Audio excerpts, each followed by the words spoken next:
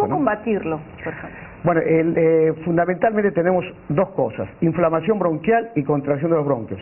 Cuando el asma, cuando se presenta una dificultad para respirar, significa que los bronquios, el músculo bronquial se ha contraído, y en ese momento lo ideal es usar un broncodilatador. Un broncodilatador de acción corta, generalmente en forma de aerosol, que es lo que más se usa, y eso es lo correcto.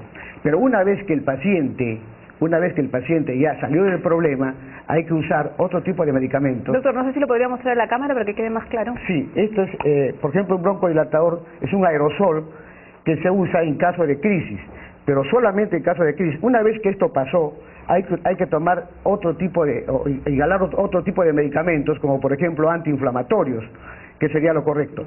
La prevención con medicamentos. También está la prevención evitando los alergenos del medio ambiente. Sobre todo el lugar que pasa muchas horas, que es su dormitorio, tiene que ser una habitación que no sea fría, que no sea húmeda, que no haya polvo. Mientras menos papeles, periódicos, libros, cuadros, juguetes, alfombras, tapizones, repisas, mientras menos cosas en el dormitorio del paciente asmático es mucho mejor.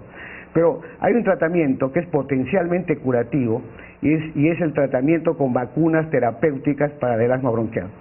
¿Qué es esto? Nosotros tratamos de que el organismo de algún modo tolere, se acostumbre, pueda convivir con estos alergenos. ¿Y cómo se administra? Esto se administra justo lo que le hace mal, polvo, hongos y ácaros, en forma continua y progresiva durante cierto tiempo, tratando que su organismo vaya creando una tolerancia inmunológica, vaya aceptando aquello que le hace mal. Es el tratamiento potencialmente curativo del asma bronquial. Y en paciente que tiene rinitis alérgica se previene el asma. Ahora, he escuchado hablar de las nebulizaciones. Así es. ¿En qué consisten y si son buenas o aplicables en estos casos? Sí, el nebulizador es un aparato donde uno le pone el medicamento que uno desee y la acción que uno desea tener. Es una situación más grave.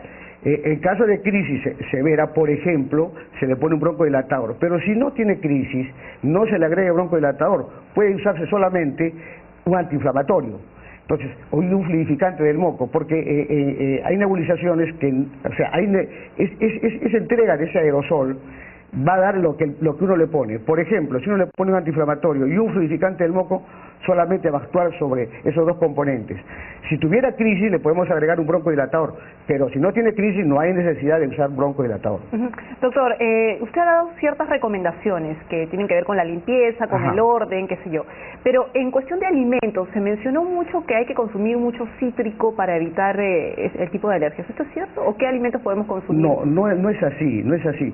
Lo que sucede es lo siguiente: que se creía antiguamente, bueno, también actualmente, que uno puede consumir, por ejemplo, bastante vitamina C, eso está en los cítricos, pero grandes cantidades, para evitar las infecciones virales, los resfriados comunes, por ejemplo. Pero para el asma, el cítrico actúa como factor desencadenante, como factor irritante. Entonces, por eso es que se evita este tipo de frutas. Y también los alimentos en relación con el asma tienen relación hasta los 4 o 5 años. Después ya no tiene relación. Es decir, si nosotros decimos que un niño o una persona mayor va a comer, digamos, palta, por ejemplo, y va a tener crisis, es muy difícil. ¿Por qué? Porque la relación entre asma y alimentos a esa edad es muy escasa. Es decir, tampoco hay alimentos que sean beneficiosos para combatir el asma. No, en realidad lo que hay que hacer, se procura de que el paciente tome bastante agua tibia. De ese modo se va a fluidificar el moco, se va a diluir la flema y el paciente puede expectorar y el paciente esté libre de síntomas. Muy bien, doctor. Muchísimas gracias por haber venido a 6 a 9 a hablarnos un poco sobre el asma y las alergias, sobre todo en estos tiempos donde hace mucho frío, que el doctor ha mencionado que básicamente el asma y la alergia está en el ambiente. Así es, están relacionadas. Conversábamos entonces con el doctor Carlos Hinojosa, director del Centro de Asma y Alergia.